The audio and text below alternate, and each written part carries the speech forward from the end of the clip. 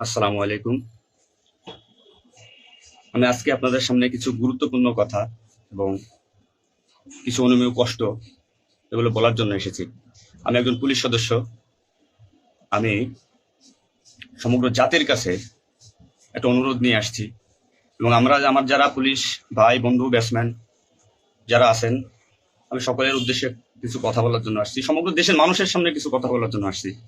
যারা আজকে এই নতুন স্বাধীনতা যারা অর্জন করেছে, যে সমস্ত ছাত্ররা মারা গেছে, সাধারণ মানুষ মারা গেছে, সর্বস্তরের জনগণ যারা মারা গেছে, আমি তাদের প্রতি সমবেদনা এবং দুঃখ প্রকাশ করছি। এবং আমার যারা পুলিশে যারা মারা গেছেন যে সমস্ত ভাইয়েরা, তাদের প্রতি আমার সমবেদনা, তাদের পরিবারের জন্য আমার সমবেদনা। তো আমরা নিম্নপদস্থ কর্মকর্তারা যারা ডিপার্টমেন্টে চাকরি করি, আমরা আমাদের আদেশ মানতে হয়, নির্দেশ শুনতে হয়। আজ দেখেন যে সাধারণ শিক্ষার্থীরা মারা গেছে, পুলিশ যারা মারা গেছে তারা সব নিম্নপদস্থ কর্মকর্তারা, যারা আদেশ দিচ্ছেন নির্দেশ দিচ্ছেন, তারা কিন্তু কেউ মারা যায় নাই, বা অন্য কোনো বাহিনীর কোনো সদস্য মারা যায় নাই। তো এখানে একটা প্রশ্ন থেকে যাবে, পুলিশ কেন, পুলিশ পুলিশ কেন হয়? Police is so called. Police আজকে দেশের জাতীয় ভিলেন। এই পুলিশ সর্বপ্রথম ৭১-এর মুক্তিযুদ্ধের সময় রাজারকার বাহিনীর বিরুদ্ধে প্রথম কাউন্টার অ্যাটাক রাজারবাগ থেকে দিছিল। আর সে গৌরবময় ইতিহাস উজ্জ্বল পুলিশের আর জাতীয় ভিলেনে পরিণত করেছে কিছু স্বার্থন্বেষী মহল। আমাদের পুলিশের কিছু স্বার্থবাদী পুলিশ কর্মকর্তারা, যারা বড় বড় চেয়ারে বসে, বড় বড় জায়গায় বসে আমাদেরকে ব্যবহার করে তাদের স্বার্থ উদ্ধার করছে। আজ এতগুলো মানুষ মারা গেছে। আমি একজন পুলিশ, এর বাইরে আমি একজন ছাত্র ছিলাম। পড়ালেখা শেষ করে আমি চাকরিতে ঢুকছি, এটা আমার অপরাধ না। আমার ডিপার্টমেন্টকে কলুষিত করছে, এটা অপরাধ। আমি একজন সন্তানের বাবা, আমার 2 বছর বয়সে একজন সন্তান আছে। তো আমি একজন বাবা হিসেবে এগুলো আমি মেনে নিতে পারি নাই। আমার ভাইরা মারা গেছে, তা ছোট ছোট ছেলেমেয়েরা বলতেছে আমার বাবা কই, আমার বাবা কই।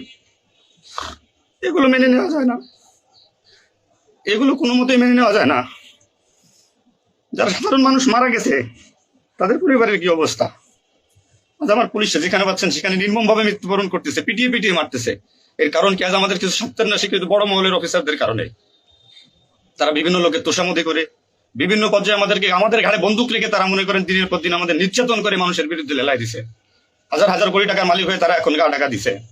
এই মৃত্যুর ভাই, এই পুলিশ মৃত্যুর ভার কে নেবে? পুলিশের মৃত্যু বিচার হবে না বাংলাদেশে, আমি জানি। কিন্তু যারা এই নির্দেশদাতা, যারা এই নির্দেশ দিয়েছেন, তাদের প্রত্যেকের বিচার হবে।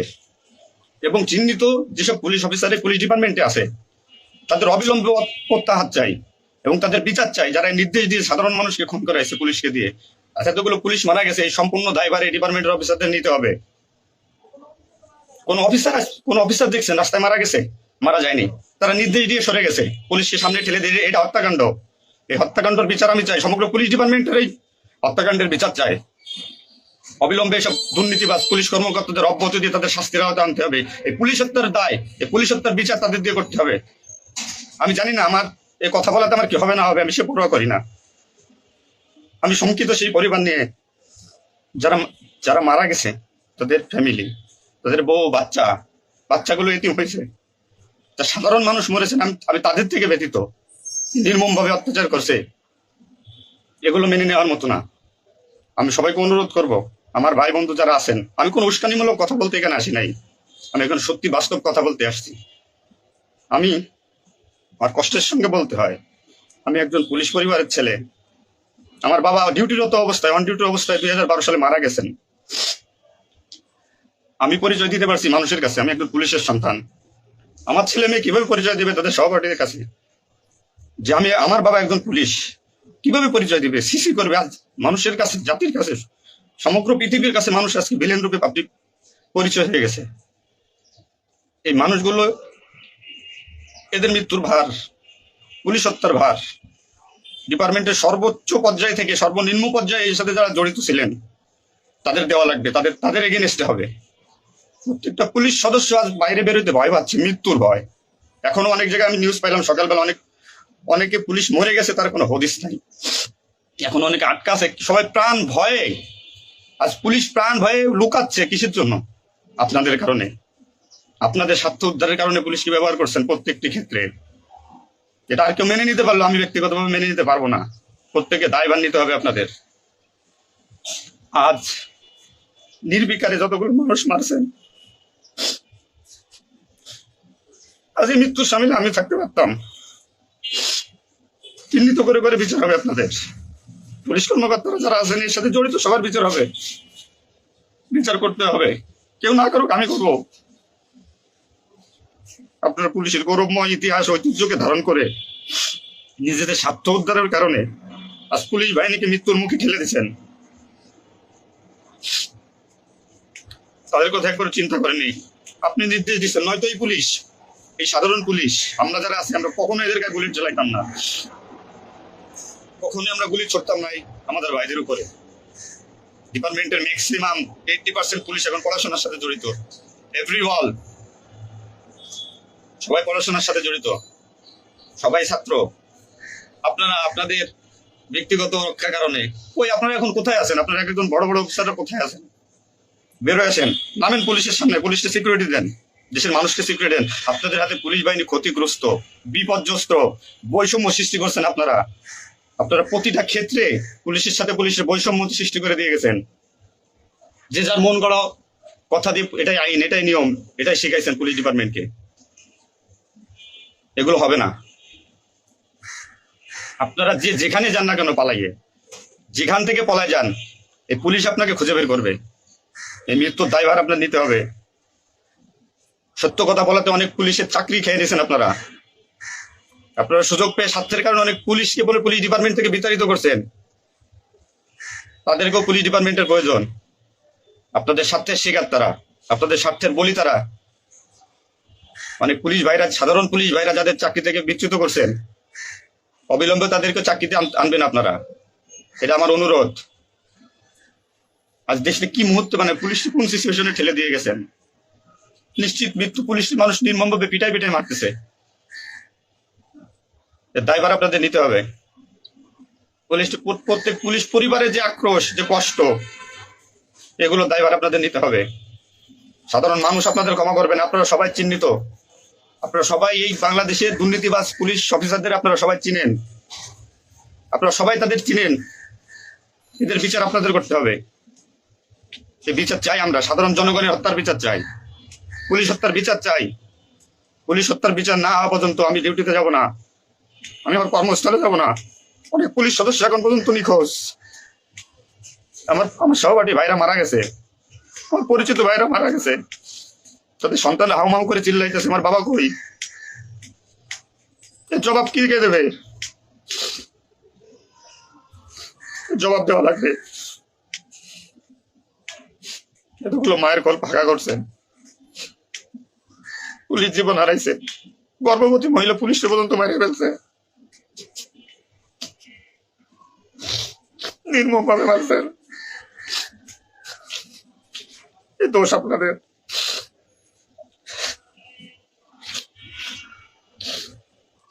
চাকরির ভয় নাই, চাকরি যায় যাক, ভিক্ষা করে খাবো, নির্যাতন আর মানবো না। কি করছেন পুলিশ ডিপার্টমেন্টের জন্য আপনারা? কত পুলিশ মারা গেছে তার তো ঠিক নাই। বিচার হবে, বিচার আমি করবো, কেন করবো? পুলিশ ডিপার্টমেন্টে প্রত্যেকটা সেক্টরে দুর্নীতি। আমি পুলিশ হয়ে আমার কোনো কাজের জন্য আমাকে অর্থ দিতে হয়, টাকা দিতে হয়। এতে নির্লজ্জতার কি কি করবো আমি? সাধারণ মানুষ দূরের কথা, আমরা কোনো পুলিশের কাছে সহযোগিতার জন্য গেলে তারা আমাদেরকে মূল্যায়ন করে না, কোনো কাজে হেল্প করে না, কোনো কিছুতে সুবিধা দিতে চায় না। আজ ডিপার্টমেন্টে বৈষম্য সৃষ্টি করে থেকে গেছেন আপনারা।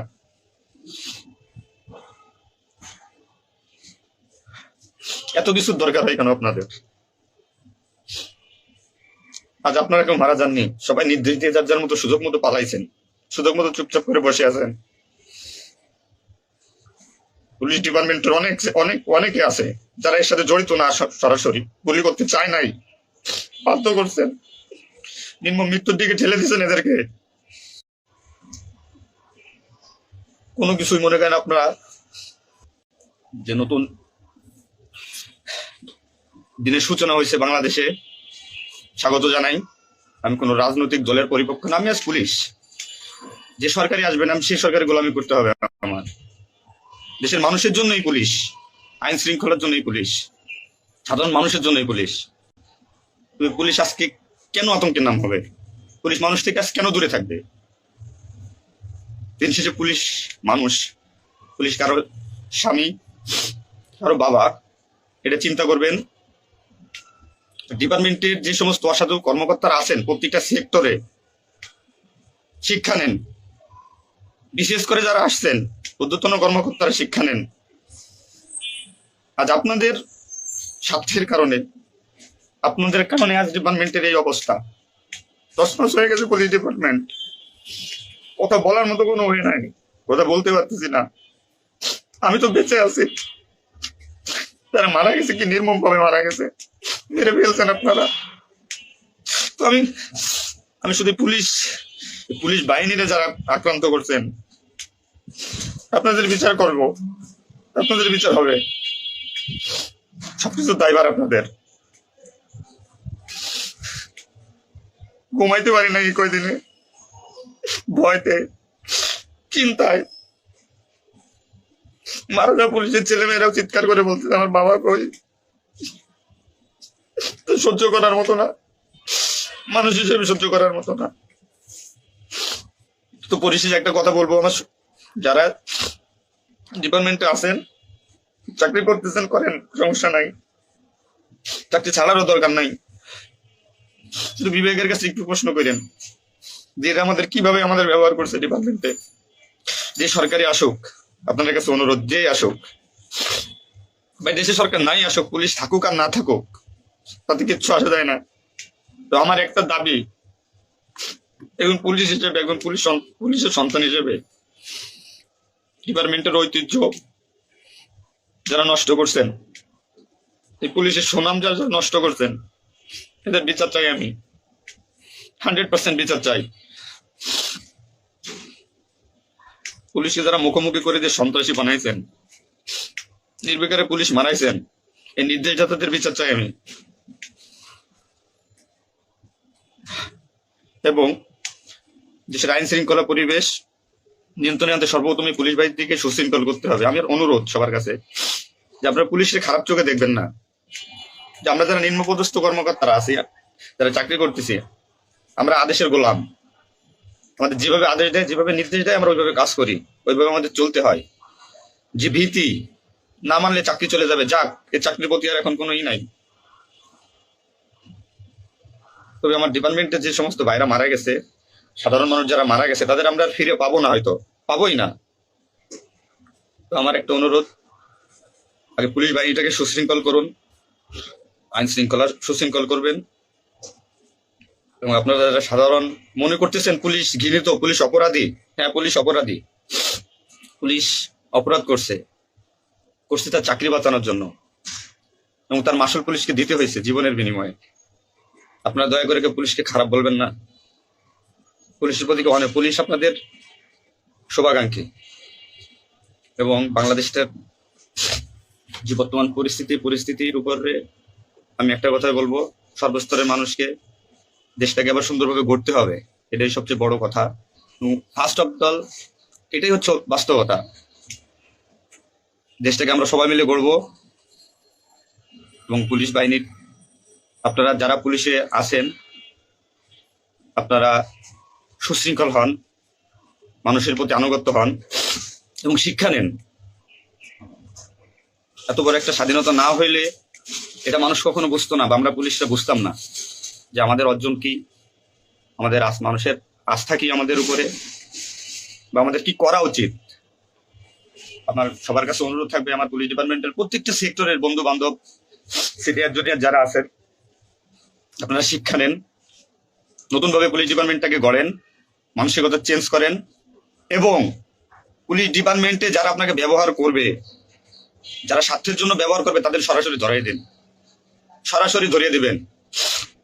পুলিশের প্রত্যেকটা সেক্টরে দুর্নীতি, এই দুর্নীতিবাজদের ধরিয়ে দিন।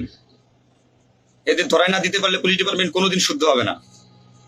আর দিনের পর দিন এরা মনে করেন আমাদের সাথে বৈষম্যমূলক সৃষ্টি করে এদের নিজেদের স্বার্থ হাসিল করতে। আমার কাছে আমার একটা অনুরোধ, আপনারা সবাই ভালো থাকবেন আর আমাদের পুলিশের জন্য দোয়া করবেন, যাতে আমরা একটা সুশৃঙ্খল বাহিনী হিসেবে রিইউনিয়ন, পুনরায় পুলিশ ডিপার্টমেন্টটাকে আবার গড়বো, এই শিক্ষা থেকে শিক্ষা নিয়ে। যে পুলিশ কখনো মানুষের দুশ্মন নয়, পুলিশ মানুষের শত্রু নয়, পুলিশ মানুষের বন্ধু, জনগণের বন্ধু। এটা আমরা প্রমাণ করব। এই মানসিকতা নিয়ে তৈরি হন আগামী দিনে নতুন পুলিশ বাহিনী গড়ার জন্য। সবাই সবার নিজের প্রতি খেয়াল রাখবেন, ফ্যামিলির প্রতি খেয়াল রাখবেন, আমার জন্য দোয়া করবেন। আসসালামু আলাইকুম।